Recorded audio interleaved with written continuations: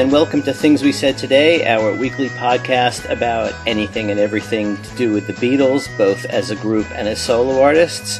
I'm Alan Kozin, the author of The Beatles from the Cavern to the Rooftop, and Got That Something, How the Beatles' I Wanna Hold Your Hand Changed Everything. And I'm joined by my regular co-hosts, Ken Michaels, who you know is the host of the syndicated Beatles radio show Every Little Thing. Hello, Ken. Hey, Alan. Hey, everyone. And Steve Marinucci, probably the world's only remaining full-time Beatles reporter. You can read his work in Access.com, that's AXS.com, and Billboard.com, and Variety, Goldmine, and you name it. How's it going, Steve? I'm doing well, thank you, Alan. Hello, everyone.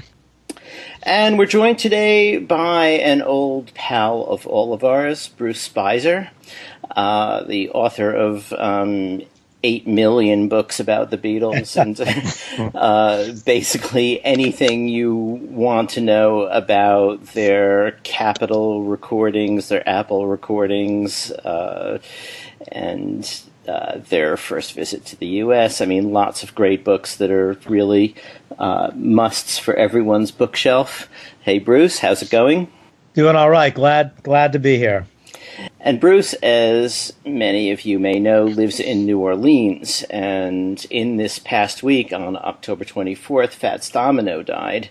And Fats was, apart from a massive influence on the Beatles and an artist who covered a few Beatles songs himself, was, probably one of the, central musical figures of New Orleans musical history.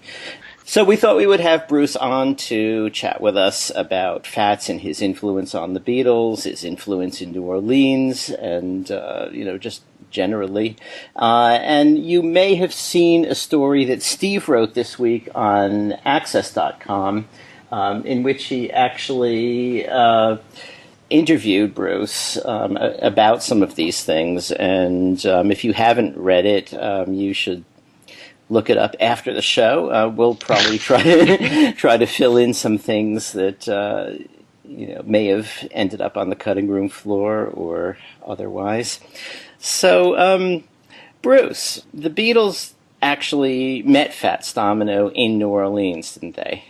Yes, and when the Beatles were setting up their tour of America, North America, 1964, there were a lot of venues they played that you would have expected, the big cities, Los Angeles, San Francisco, Chicago, New York area, and things like that. But the Beatles picked two smaller markets because they wanted to see the places on the naive belief that they could actually go out in public and hang around. And two of those were Las Vegas and New Orleans. They even went so far as to have a day off scheduled for September 17th, the day after their September 16th concert in New Orleans. But that got canceled when Charles Finley of the then Kansas City Athletics offered the Beatles a guarantee of $150,000 to play in Kansas City, even though he knew he would lose money on the deal. Bruce, didn't he? Wasn't that like his third offer? Didn't he offer 50,000, then went up to 100, and then went up to 150? Is that, according to one of the stories I read this week, is that true? Yeah, he kept up in the amount, and finally, when he got to 150, Brian, rather than insisting that his boys had a vacation day, went ahead and asked the group, and John said, "Brian, whatever you want to do is fine with us." Then Brian thought 150,000, yeah, let's do it. And that was that. So they missed that scheduled day off in New Orleans, but they still wanted to meet some of the New Orleans legends. In particular on their wish list was that Fats Domino, and they were able to, his people apparently track Fats down, and Fats did show up at City Park Stadium, and their photographs of Fats, backstage in the, room or trailer or whatever it is, sitting around with the Beatles. Is that the picture with the star-shaped watch? Yeah, and they're each on guitar. You have, I think, George and John may be holding their guitars. I don't have the picture in front of me, but that's the main picture you see of the meeting. And, of course, the famous line was that Fats was asked if he got to meet the Beatles when they were in New Orleans, to which he replied, "No, they got to meet me." And, you might listen to that and say, well, gee, Fats is being kind of conceited and all. No, that wasn't what Fats Domino was about. He was merely, as we would say in New Orleans, telling it like it is, to get in the Aaron Neville song. And essentially, Fats knew how much it meant for the Beatles to meet him. They told him about, of course, how he had influenced their music, how much they loved, New Orleans music. And, in the UK, there was an opportunity for the Beatles to hear a lot of, American singles because Brian, when he was running NEMS, had this policy of ordering one of every record. And you had record labels in the UK, such as Oriole and Stateside and other ones, putting out U.S. recordings. And the Beatles would love to go over to Brian's store after it had closed and go through the new songs and pick out the American ones. I mean, some of these labels even had on the label an American recording. So I'm sure they probably played everything that had that thing on it. So, it was a real honor for the Beatles to meet Fats. And, and as far as updating things locally, since after Steve and I spoke, the New Orleans Saints had a home game in which they defeated the Chicago Bears on Sunday. The score is not the point for this. The point here is that the New Orleans Saints on their helmets had the word Fats on the back of their helmet right across from the American flag. Cool. I hadn't heard that. Yeah, and their coach, Sean Payton, on his windbreaker had Fats Domino and some musical notes. And in the New Orleans Superdome, they played Fats Domino's recording, of course, of When the Saints Go Marching In other Fats Domino songs during the breaks. And, also, the fans were asked to, salute Fats. So it was a wonderful thing. And Sean Payton, the Saints coach, explained how much he loved Fats Domino's music and how important it was. And he even took time during their week of practice to explain to the players of the New Orleans Saints, who may have been too young to know what Fats Domino was about, his importance. And some Fats Domino music was played at the New Orleans Saints practices and meetings. Mm-hmm. Wow. So in the story about the Beatles meeting Fats, he had to be found, right? I mean, they said they wanted to meet him, and someone from NEMS, I guess, was dispatched to go find him. Is that how it worked? That's what we've heard. There are a few different versions of the story. One of them is that, the roadies, somebody went out to try to find him and found him in the grocery store in the Ninth Ward. That's possible. Another story was that Paul actually went along and met with him at his house, and then he came back. I don't know if that's necessarily true, because I think Paul recently would have mentioned that it had gone down that way. Of course, it was a long time ago, over 50 years, so we may never know exactly how it was arranged. We have photographic evidence that Fats was in a backstage dressing room with the Beatles. That we do know. Mm-hmm. Paul did mention the grocery store. Yeah. In there. And, I mean, you could see it because Fats did cook, and, he was a homebody. He did some touring in the 50s, with his records and the like, but he liked staying home. He never went Hollywood. He didn't move out of New Orleans. He had this house in the lower Ninth Ward of New Orleans that, flooded every time you had a really bad hurricane, like Hurricane Betsy and Hurricane Katrina. Particularly in Katrina, Fats lost his gold records and many other things due to the storm. But it was a remarkable house. He had a sofa that had on the left and right sides Cadillac fins. So it was a very interesting place. And he did, in fact, have a pink Cadillac with gold trim. I remember when Fats Domino played the Blue Room at the Roosevelt Hotel, I went to one of those performances, and the pink Cadillac was parked out front. And I was fortunate enough to have a table fairly close to the stage. And, he always had that smile on his face when he did those songs and the twinkle in his eyes. And you could tell how much he enjoyed it. And, he played it straight just like the records. And his musicians in the band played the saxophone and other solos pretty much like the records. And, it was a really enjoyable, fun, uplifting experience to see him in concert. I saw him multiple times, but I think the Blue Room one was I remembered best because, I was closest to the stage. Mm-hmm. Did you hear anything, Bruce, about when the Beatles met Fats? There was an article that I read where there was a quote from John where he said that they did like a sing-along with him. Was there anything to confirm that? I mean, it looks in the picture like they were doing something along those lines. So, that wouldn't surprise me. And, John was very disappointed. I mean, he was happy he met Fats, but he was disappointed that he didn't get to see more of New Orleans. I think at the press conference in Kansas City, they were asked if there were any, cities on the tour that they wish they had gotten to see. And I think John was the one who said New Orleans for one.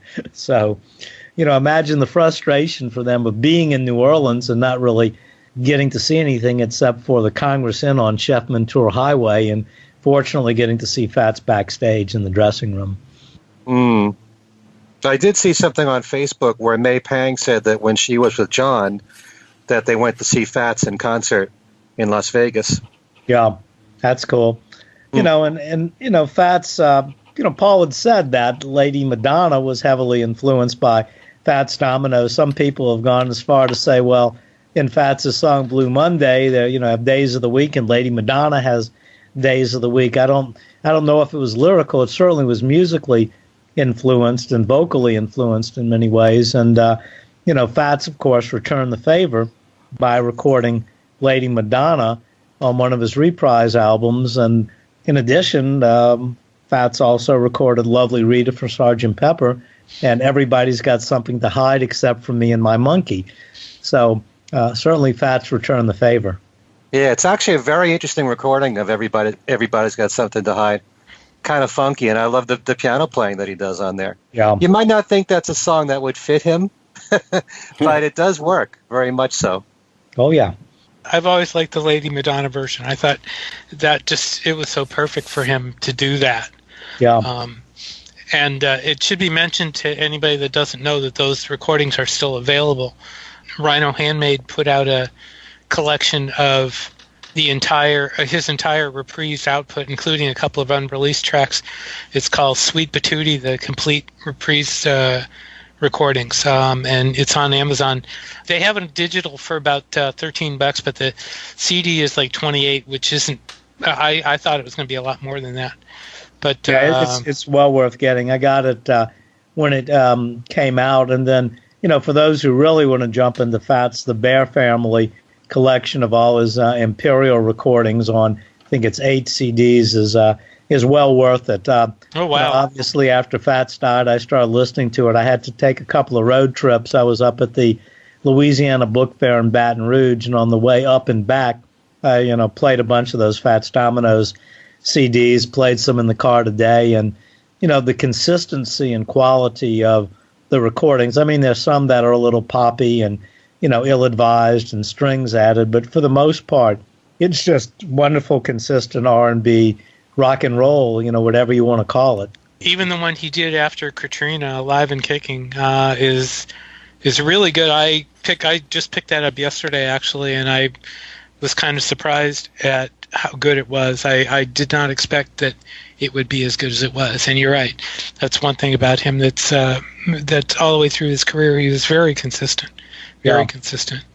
Yeah, really. I mean, starting back with 1949 with the Fat Man recorded at Cosmo's J&M Studios on Rampart Street. And, and those recordings, I mean, it's when you talk about the beginning of rock and roll, you talk about, of course, the later Sun recordings. And certainly I think you need to talk about Louis Jordan, who in turn influenced Fats Domino in many ways, or, the Barrow House style piano players before Fats. But I think in him, I mean, a lot of the elements really came together, and it was remarkable that this was recorded essentially on one track where a microphone, would be placed and trying to pick up the ambient sounds in this room of Fats on piano and, a couple other musicians with saxophone and stand-up bass and gets a little bit of guitar work and different things. And there's something very magical about those recordings. Dave Bartholomew, who was his initial producer, and then there was about a year or so when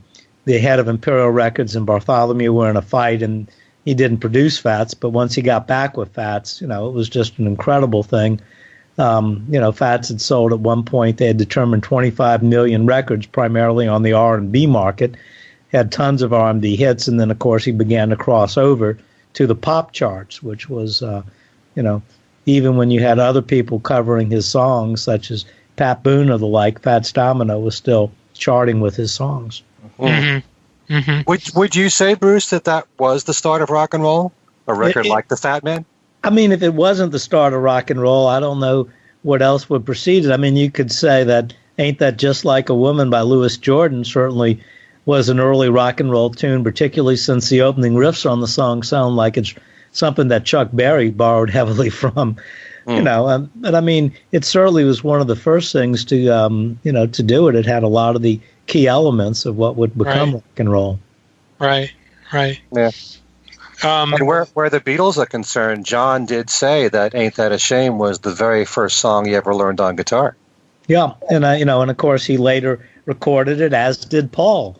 Mm-hmm. It's just a great track, and on the Get Back sessions, on that Get Back bootleg, of the warts and all version that was thrown together, where they're doing a little bit of jamming on one of the earlier tracks, Paul is doing a bit of "I'm Ready," the Fats Domino song. Mm-hmm. Mm-hmm. They actually there's several recordings, tribute recordings, out there that I'm sure just about everybody knows about. The "I'm in Love Again" from the Klaus Voormann album with Paul and Ringo, and then the recordings that are on the tribute album to Fats Domino called "Going Home," which includes Lennon's "Ain't That a Shame," and also has Paul doing "I Want to Walk You Home," an original version of "I Want to Walk You Home" with Alan Toussaint, who recorded with Fats, which I think is really kind of cool too. Yeah, it is. And Alan Toussaint, a lot of people may not know this, but there was a time when Fats was on the road promoting his records, and sometimes Lou Chudd of Imperial would tell Dave Bartholomew, let's get some backing tracks, and when Fats comes in, he'll sing them. And Alan Toussaint says, and there apparently is pretty good evidence to it, that he actually played piano on a couple of Fats Domino songs. Not necessarily the big hits we know and love, but just to get the things going, that Toussaint would do the piano track with the band, and then Fats would come in later and overdub the vocal. Fats, I was listening to a BBC special today, and they said Fats played piano on I can't remember the song now. Lottie Lottie Miss Claudie. Is that what it was? He did a couple of sessions for Dave Bartholomew when Bartholomew was its specialty, I think it was. That wouldn't surprise me. I mean, Dave Bartholomew was his producer, so there'd have been no reason to do not to. But he did the piano on "Lottie Lottie Miss Claudie" by Lloyd Price, which was a really big hit, of course. Right, and and I think the BBC special played that, and the piano is kind of in the background. You almost can't tell it's Fats, but there is a little distinct flavor to the piano that is there. Bruce, how many? You said you'd seen Fats several times. I'd only seen him once. What'd you notice about his shows? Well, I mean, always, they were, I guess, about an hour in length. He had a really top-notch band with him, and he always had a smile on his face, and you could tell he was thoroughly enjoying getting up there and doing the hits. It was nothing flashy. He sat behind the piano, played the songs, and sang into the microphone. It wasn't that, he jumped up on stage or anything crazy like that. It was just Fats behind the piano playing and singing. And, it was just about doing the music. He knew the fans wanted to hear the hits. Most of them were hits. And then he did a few that might not have been big hits, but were personal favorites of him. He liked to do Jambalaya. He liked to do When the Saints Go Marching In. And then the ones you'd expect, Blueberry Hill, I'm Ready, I Want to Walk You Home, I'm Going to Be a Wheel to Someday. Pretty much all the big hits, and some that he just had a personal fondness for, whether or not they were big chart hits. And he would finish with Going Home, and that's when he would push the piano, correct? Yep. I mean, that was one of the very early big hits he had. The Fat Man was the first recording. Going Home was a very early one and was a big R&B hit. Obviously didn't cross over to the pop charts at that time. Mm-hmm. And, as many people pointed out, that for those who grew up on Happy Days, and everybody remembers Richie Cunningham, Ron Howard in real life, doing is I got my thrill on Blueberry Hill, Right. I got my feel, and that was strictly the Fats Domino version. I mean, the song was recorded by other people prior to Fats. I think his version was probably most influenced by the Louis Armstrong version of the song. Mm-hmm. Did you see? But he made it his own. Did you ever see Fats and Ricky Nelson together? No, I did not. Because they did shows for. I remember them doing shows. I didn't see them together, but I saw them separately, but never together. The other ironic thing about Blueberry Hill was Fats was on tour, and at the time that they got the idea of, hey, we need a new single, let's get this recorded. I think he was in L.A. and it was actually recorded in L.A. as opposed to New Orleans, but it certainly has that New Orleans sound through and through. There's the. With Fats, you have to talk about the fact that Pat Boone and Nelson covered two of his songs, and the impact that had on the charts, and why they did that in those days. You want to discuss a little of that? I mean, there was, was it a racism thing at the time, or what? Not so much racism. I think that artists would rush to cover a song that they felt would be a hit, and in the case they might feel that a record recorded by a black musician might not get play on the pop radio stations, and therefore it was an opportunity for them to do so.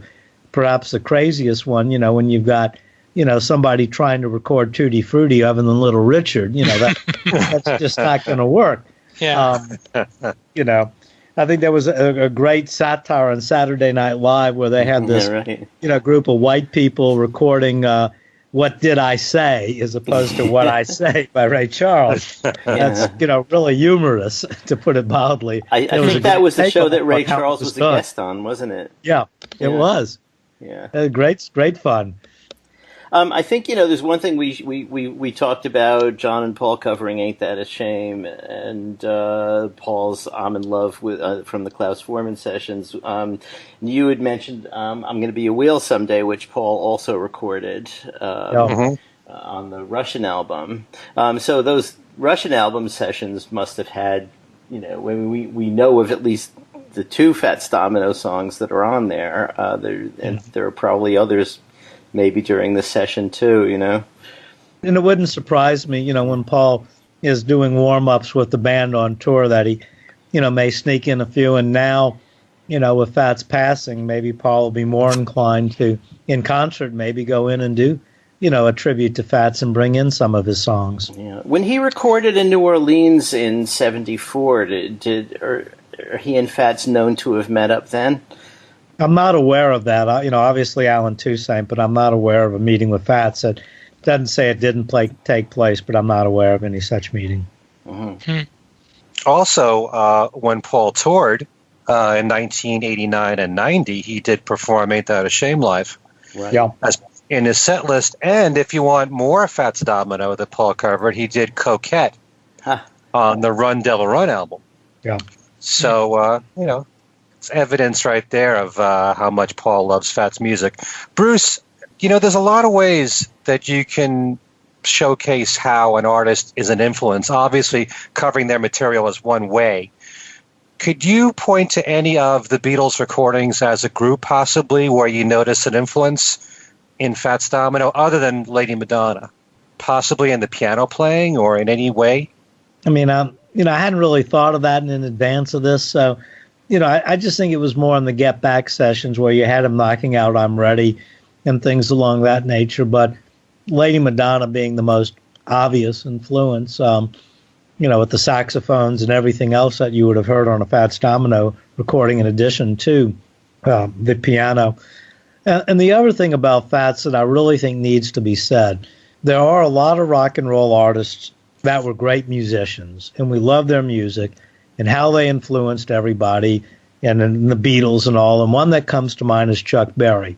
Great influence on the Beatles, but a lot of people, if you ask them, if you met Chuck Berry, what do you have to say? There were a lot of negative things they might say. Mm-hmm. And people might say Jerry Lee Lewis was crazy, or, he had sex with his cousin who was a minor and all kind of other stuff. But I dare anybody to come up with anything negative about Fats Domino. Fats Domino was a family man. He had 8 children with his wife, and all of them, as Paul pointed out, he was fascinated by the fact that all of their first names began with the letter A. Fats was Antoine Domino. And so all his kids had that same A to start off their name. I mean, he was just a really classy person, never left New Orleans, didn't enjoy particularly going out on tour, but in those days felt you had to go out on tour to, sell the records, and you made some money on tour, but just a wonderful, classy person. And you're not going to hear that consistently about many of our favorite legends of rock and roll. Whereas Fats, I've never heard anyone say a bad word about the man. And, he stayed with Imperial Records for a long time. I mean, when the hits started drying up, he did switch to other labels. But I mean, he could have left Imperial and gotten big contracts, a long time before. But he stayed with Imperial because he appreciated what the label did for him and just felt comfortable staying there. He was a very loyal person. Are any of the recording studios that he used in the early days, did they survive all the storms in New Orleans? Well, they didn't survive that. They were gone before that. In that, the original location of Cosmos was on, on Rampart, North Rampart. And if you go there, there's a plaque on the wall where the studio was. It's a laundromat. And, clearly another one, Ain't That a Shame? It's not like you can go to Cosmos like you can go to Sun Studios, when you, venture on up the river from where we are. There just isn't a Cosmos where you can go in and see where the magic took place. All you see is a little plaque on the wall, and that's it. And that's a shame. But, nobody thought to preserve it. And I guess somebody could try to recreate it from the photos, but I don't see that, unfortunately, happening anytime soon. Anybody, Alan, you got something? I was hoping that there was some information about Paul meeting him in New Orleans, because there's, when he did tour in 1989, his intro to Ain't That a Shame was, we went to see Fats and Fats said, and it could have just been a setup to get into the first line of the song, but I was just wondering if there was any actual meeting there that anybody knew about, It sounds like something he would do, I mean, if he's going to be in New Orleans for a while, you would think that he would have tried to seek him out. Yeah, you would have thought. I know when Paul came down to New Orleans, a lot of times, he would try to, meet with Alan Toussaint, who unfortunately, passed away earlier, not that long ago. So it's always sad when the great ones go. But the nice thing about Fats is that, you didn't get these conflicting reports. Well, Fats Domino died. He was a great musician, but he was a jerk. It wasn't anything that. And, to me, it really was special to go to a New Orleans Saints football game. And when I had my field glasses, I could see Fats on the helmet. I could see, Sean Payton with the Fats Domino on the music notes, and hearing Fats Domino's music piped in through the PA system. Yeah. It just really felt right, and a wonderful tribute to a wonderful man. Mm-hmm. Do we know anything about John or Ringo having spent any time with him? Now, other than with the Beatles, I'm not, aware. Obviously John going to see him perform in concert. I don't know whether John went backstage. Perhaps May Pang could, elaborate on that, or maybe John just, was happy enough seeing Fats perform, which, quite frankly, would have been enough for me. Mm-hmm. Yeah. After Fats passed away, I was doing some research on this for my live radio show, and I was trying to find out if the Beatles had covered any of Fats's music in their early years when they performed. And going to Mark Lewison's book, The Beatles Live, he mentioned a couple of songs, but he wasn't sure in the case of When the Saints Go Marching In if the Beatles are really influenced by Fats's cover of the song or Jerry Lee Lewis. Yeah. So he mentioned both of them. And also he mentioned The Sheik of Araby. Yeah. Which Fats Domino also did. But then I've also heard that Joe Brown had a version of that song that might have been the influential version on the Beatles. Yeah, so would you know in both cases? No, I mean, I wouldn't. I think they would have been familiar with both versions of them, so it'd be hard to really say one way or another. Okay. I mean, some songs are easy. Kansas City, we know it wasn't Wilbur Harrison's song. They were influenced by the Little Richard recording of the song that had Hey, Hey, Hey in it already, and it was never a medley, although people, for years called it a medley. What the Beatles recorded was Little Richard's version of Kansas City, which was not released by Specialty as a single until after Wilbur Harrison had the single running up the charts in the U.S. And in the U.K., the Little Richard one was the one that got a ton of airplay or sold the most copies or whatever. So for that reason, when the Beatles did Kansas City, they did the Little Richard version of the song as opposed to the Wilbur Harrison version of the song. That one at least is clear. As far as the others, I really don't know one way or another. So there's nothing of Fats's in the Hamburg recordings or the BBC recordings, is there? No, not that I'm aware of, and ain't that a shame, because it would have been great to hear them in those early days paying tributes to Fats, but for whatever reason, they're not there. Yeah. It's always interesting when you look back at the songs the Beatles chose to put on their albums that they covered. Yeah. And there are so many artists still from the 50s that are not represented at all, like Elvis Presley, although they did it live and they did it for BBC Radio, but for EMI, they didn't do it. Same thing with Fats Domino. Yeah, and I think one of the sad ironies of this is because of John and Paul's great songwriting, you don't get as many cover versions.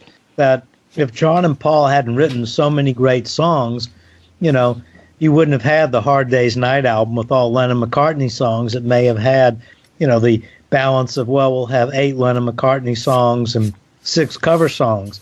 Because they were such great songwriters, we get less cover songs. And we can thank Capitol Records for the 2 Larry Williams songs that the Beatles recorded for Beatles 6, Dizzy Miss Lizzy and Slow Down. Otherwise, we wouldn't have had those chestnuts by the Beatles. So, and also, when you think about it, because of the fact that from in 63 and 64, because the Beatles' schedules were so hectic, they had the recording the recording dates in the studio, they had all the live dates, they had to make the movies in 64 and 65. Because of the fact that they didn't have that much time, they didn't have as much time to write the original material, and that's also why we had the cover versions that we did, apart from the fact that they were so good at doing it, and they had done it live anyway. I mean, I'm really grateful that, rather than the Beatles recording, Love of the Loved and some of the other mediocre songs that they gave to other artists, that they and George Martin and Brian or whatever realized those songs weren't strong enough to be Beatles songs.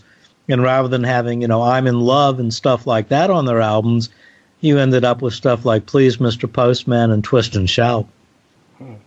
I kind of suspect that if they had recorded those songs with George Martin producing, they would have been better songs than we think of them as. Maybe so, but there's only so much you can do with some of those songs. Oh, well. I don't know. I've come to appreciate those songs that the Beatles give away more and more. And when you've got bands like the Weaklings covering them. Yeah. I was thinking the same thing, that the Weaklings have given some of those weaker songs, as to make the obvious statement, a better go of it. Yeah. And there's the band Apple Jam from Seattle that have covered those songs and gave it a Beatles arrangement, and it kind of works pretty well. So. Still, I'm glad they recorded all those rock and roll, ones. Right. Anybody want to recommend some collection? I know, Alan, you mentioned the Bear Family thing, but Bruce for people or Bruce did, for people looking for. There's a single CD.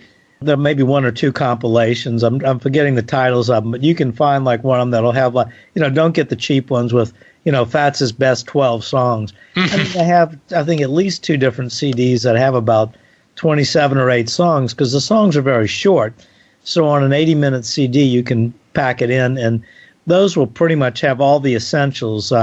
You may lose out on something great like the Rooster Song or maybe Bo Weevil, but you'll get Ain't That a Shame, Blueberry Hill, Blue Monday, on the absolutely essential songs. So there are plenty. I can think of at least 2. I don't know their titles, but if you go to Amazon, I'm sure you can find them. I think one of the ones you're thinking of is called "Walking to New Orleans." Greatest Hits. It's got 30 tracks on it, and it's got a lot of good stuff. Mm-hmm. There's a couple of imports too. That Real Gun Music has a 4 CD set that has 8 albums on it, and Documents has a 10 CD track that has 12 albums on it.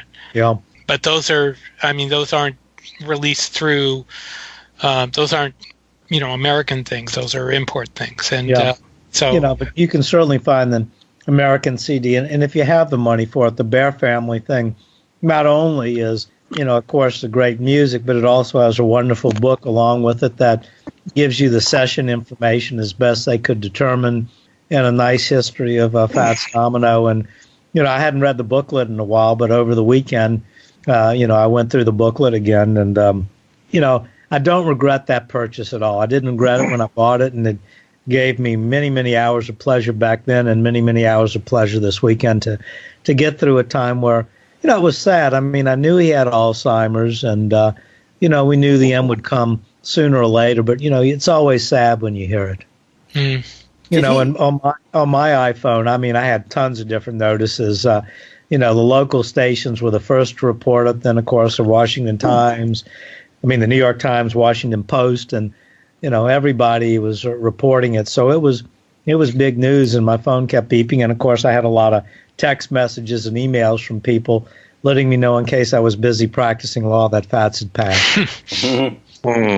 Yeah, I know the news went really crazy that day. I mean, we were getting all sorts of notes about that. It was the reaction was it was really nice to see the reaction from all corners about his passing. That everybody cared so much about him. That was really good. Yeah, and as I pointed out earlier, the one thing you never heard was someone saying, "Yeah, he was a great musician, but he was a jerk." I mean, you just never heard that. Never a negative thing about Fats. Yeah. Mm-hmm. That was really nice. That was really nice.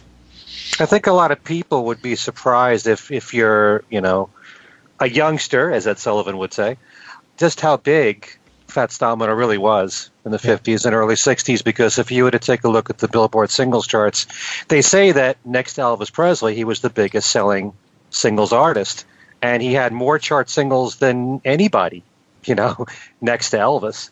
Yeah, so and he dominated the R&B charts for a spell, not quite the dominance Louis Jordan had in the 40s, but still it was a really dominant thing when you look at the charts, the number of number ones and top 10 hits that Fats Domino, was churning out, and all of them just wonderful quality. Mm-hmm. Yeah, I just have a double album on vinyl of the best of Fats Domino from the 50s and 60s, and I love it. There's just so well-crafted songs, and something about a 2-minute, 2.5-minute pop song where you want to keep repeating it over and over. You can never get enough of it. So as soon as the song ends, you want to hear it again. So that's what, a lot of Fats' music is like that.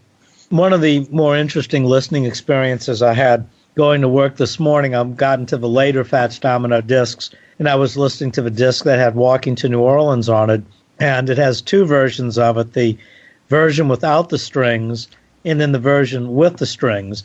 And it's, almost a little bit more moving without the strings, but the funny thing about it was, even though the strings were not on the recording I was listening to in my car, in my mind, I was hearing those strings because I've heard the song so many times with them. So, it was really an interesting listening experience, hearing those 2 back to back. And, of course, what a wonderful song. Not his last, great song by any means, but one of the last big chart entries for him. Mm-hmm. So who was it that actually did the arrangement on all the 50s and early 60s hits? Was that Dave Bartholomew? Yeah, he was the producer, and he put the band together. Earl Palmer played drums on some of the early things before he moved out to L.A. And I think, and I'm not positive this, but Earl Palmer may have ended up playing drums on Blueberry Hill, because by then he was out in L.A. by the time Fats was out there recording it. But you just had, and some great musicians. Earl Palmer ended up being one of the legendary, rock and roll drummers who's played on, tons of number 1 hits by Phil Spector artist and many other things. And the ironic thing about it was when he first started out, that people were criticizing his drumming style and saying that he's not a great drummer because he's doing this that's different. And of course, he ended up being one of the most famous rock and roll drummers of all time. Dave really deserves a lot of credit for those arrangements. No doubt about it. I mean, he did some great stuff on his own. One of the more classic tunes he did, that's very politically incorrect, but he's African American, so he certainly had the right to do it. Was the great track, very interesting. I don't think it was a big chart hit anywhere except New Orleans. It got a play, and I remembered it well and was glad when I got a Dave Bartholomew collection. It was on it. By the way, Dave is still alive. Yeah, as we speak, he is. I just saw that he's 98 years old. Yeah. Oh wow. God bless him. Amazing, and he, and I was at a music seminar in New Orleans a few years back where he was the speaker, and he's still, a while back, I don't know if he's still performing, but he was definitely performing in his, 90s, where he'd get a band together with some of the old musicians who are still alive and some of the younger cats that can play that type of music, and, very, very entertaining. So, he wasn't a bad singer or showman, but, of course, his real thing was, being able to work with Fats Domino and just bring out the brilliance. They were just a wonderful team. Mm-hmm. Mm-hmm. Bruce, did he perform much after Katrina, or did he already have Alzheimer's by then? No, I mean, I know it was hitting because he was scheduled to play at the New Orleans Jazz Fest a couple of years after Katrina. And I remember getting there, and I ran into a reporter for Channel 4, WWL-TV, a guy named Eric Paulson, who got to know Fats through doing stories on him. And Eric said, Fats said he doesn't want to perform because he just can't remember the words anymore, and he doesn't want to perform if he can't do it right. And Eric said, I'm going out to his house to get him. And he came back with Fats, and Fats walked up on stage, and Eric introduced him, and he waved to everybody and basically said, I'm sorry, I'm not feeling well enough to perform. I wish I could, and, thank you for coming out here. And then after that, one of the other acts that the Jazz Fest had booked went on and played rather than Fats, and that was kind of, a very sad and disappointing realization. And I talked to Eric about it, and he said, no, he really has gone down.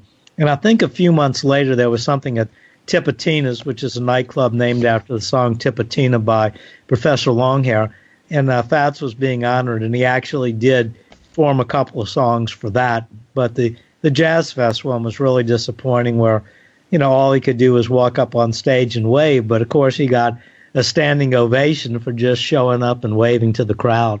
But it was both, exciting in the sense of that this man could command all that just being there, but sad that he wasn't able to perform the way he felt. He had his standards, and he felt, I don't care how much money they're going to pay me, I don't want the money if I can't give my fans the performance they deserve.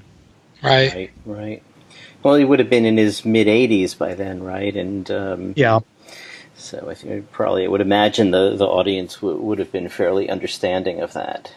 They were. There was disappointment. There wasn't anger in the crowd. Yeah. Like I said, I never heard anyone say a bad word about Fats.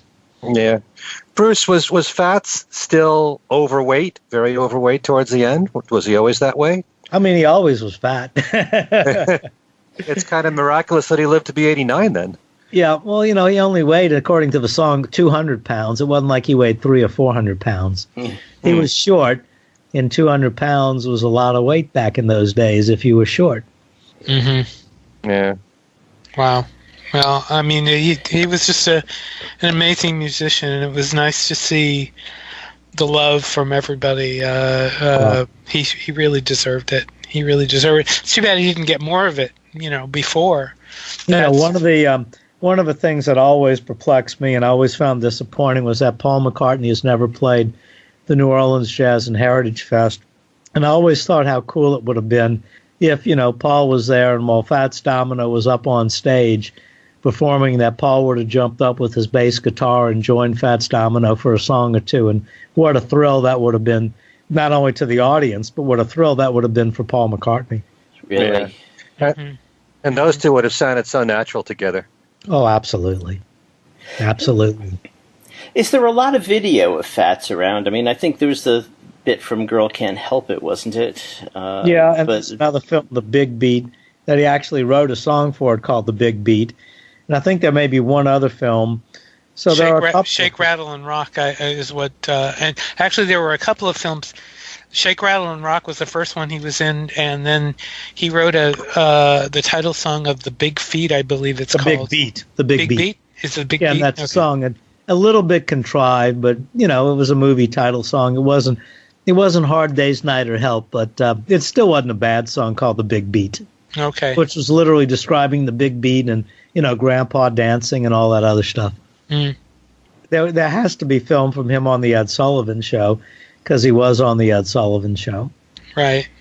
Do you know if Fats ever spoke about all the artists that covered his material? And if there are any favorites of his? Because Ain't That a Shame, apart from John and Paul covering it, you've got Cheap Trick's version. You've got Dave Edmunds covering I Hear You Knockin', which was a huge the old hit. Smiley Lewis song, yeah. Did he ever talk about that? Not that I'm aware of. And, some of his songs, Dave Bartholomew would get, where one of the other artists that he produced would do a song, and then years later, Fats would do it. I Hear You Knocking was originally by Smiley Lewis, and then Fats later did it. I'm Gonna Be a Wheel Someday. I think Bobby Marchand may have done it first, and Fats did it. So it wasn't unusual for them to come back to a track, that someone else had done, and just felt that Fats could give it his own magic and make it a hit again. Some of those songs may have been local hits in New Orleans, but not nationally, and then Fats would go ahead and record it and get the big national hit. I think Blue Monday might have been originally by Smiley Lewis as well. So why don't we identify our favorite Fats Domino songs individually? We'll start with Bruce. I'm not going to say the obvious hits because other people will, but he did this novelty song called The Rooster Song that I absolutely love. There was an old lady from Houston who had two hens and a rooster. A great track, try to track it down. And then Bo Weevil is on some of the collections, but those two, just because there's something so southern in New Orleans about the Rooster Song and Bo Weevil. So I'm going to list those as my favorite ones. An honorable mention will be Raining in My Heart, which is another non-big hit that Fats Domino did from, I guess, the early 60s that I really like. Ken? I would say it's a cross between My Blue Heaven and I really like Be My Guest. Mm-hmm. It's just one of those songs that, there's a couple of verses, that's it. And you got the saxes playing their part, and then, before you know it, the song is over and you want to hear it again.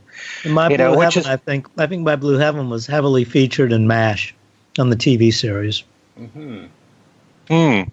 Maybe that's part of the reason. Maybe I don't know, but there's so many of them, And also, I will say that even though I was familiar with Fats's hits, when someone like Paul covers them, and I love John's version of Ain't That a Shame, I've really come to love I'm Gonna Be a Wheel Someday, especially those songs. And I Want to Walk You Home, and I'm in Love Again. Those versions, and so it makes me appreciate his music even more going back to Fats's originals of those songs. So, okay, Steve.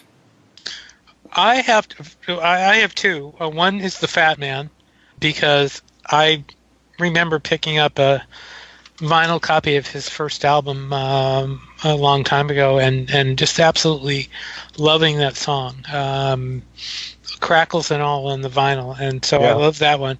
But the other one is Whole Lot of Love, and I love the way he, when you talk about his personality, Bruce, and how he has such a joyful personality, it's all in that song. The way he does that song, and absolutely. So those would be my two choices. Can't argue with those. Yeah. So we're up to me, huh? Okay. Yeah. So obviously the first thing that comes to mind is Ain't That a Shame, but I think I might go instead with another of the standards, Blueberry Hill. Just really like it as a record. I like the way he does it. And even though it wasn't his song, it's so completely associated with him that even when you run into a a post-Fats cover version of it, you think of it as a Fats Domino song, But beyond that, My Blue Heaven, I'm in Love Again, I'm in Love Again. That's a great track. And, there really are so many, but I think those would be my top few. Yeah, like Blueberry Hill, as we talked about earlier, other people did the song, but it's Fats' song. Just like Twist and Shout, yeah, we could say the Isley Brothers did it and the, Top Notes did it, but it's the Beatles that really did it. Mm-hmm. Yeah. The same with Blueberry Hill. Nothing against Louis Armstrong by any means, but yeah, it's kind of the difference between writing a song and owning a song. Yeah. Mm-hmm. So. Yeah. Fats owns Blueberry Hill, and as Richie Cunningham and Fats, doing it. What can I say? I had forgotten all about that until you mentioned it, Bruce. That was great that you mentioned that. Yeah. That Whenever was a I big fan think of of Happy Days. Yeah. The early years, anyway. Whenever I think of Blueberry Hill, I immediately think of Ron Howard singing it. Oh, okay. Happy Days. Okay. How can you not? He said it. He sang it a lot in the show. So. That's true. He did. Bruce, have you got any Beatles stuff coming up? Since we normally talk about Beatles, have you got any Beatle things you can mention? That any new book projects, for instance, book projects or record projects in the works that maybe you want to let us know about? I can say no more. Say no more. Say no more. Yeah. Really? I can say as far as book projects, I don't want to be like the Who and say that my Sgt. Pepper book is the last Beatles book I'll ever do, and then have another last book and another last book. I think I have no plans of doing additional books on the Beatles, but if a project grabs my fancy, I'll certainly do it. And leave it at that. Beatles lecture? Yeah. But I'm not taking suggestions, so I don't want your listeners to email me and say, you need to do a book on the Radha Krishna temple, something like that. You realize you're going to get some now. I know. You realize that. Have you got any appearances coming up? Not for a spell. I, of course, will be at the Fest for Beatle fans in New Jersey. And for those who haven't been in a while, the new location is great. To put it in proper perspective, when it was in the Meadowlands, I was in a room where my view was a couple of walls and a dingy ceiling, and the toilets gurgled at you and all kind of other things. My view from my table last year, and it'll be at the same place, was the Statue of Liberty. So I think that kind of puts it in perspective. Ooh, okay. That's cool. Yeah. Okay. So I think we'll go out and saying that make sure to track down through whatever means you track down your musics, be it streaming services or iTunes. Get some Fats Dominoes and do Bruce Spizer a favor. Listen to Fats Domino's version of When the Saints Go Marching In, as I think the New Orleans Saints are going to be good this year. Okay, so we'll thank you for coming along, Bruce, and it was always a pleasure. Anytime you feel there's a topic that makes sense to have me along, don't hesitate to call, and I'll be happy to Skype on in with you guys. Okay, so definitely will. Okay, so if you want to contact us, you can reach us you can email us at thingswesaidtodayradioshow@gmail.com. We are on Twitter at thingswesaidfab. We have a Facebook page, Things We Said Today Beatles Radio Fans, and we'll go around and get contact information for everyone, starting with Bruce. My website is very easy to remember, www.beatle.net. Okay. I'm on Facebook and Twitter and all that other stuff I don't understand. All right. And Ken? And Steve? BeatlesExaminer@gmail.com is where you can email me. I have a Beatles News and Information Facebook page, as well as my own personal Facebook page.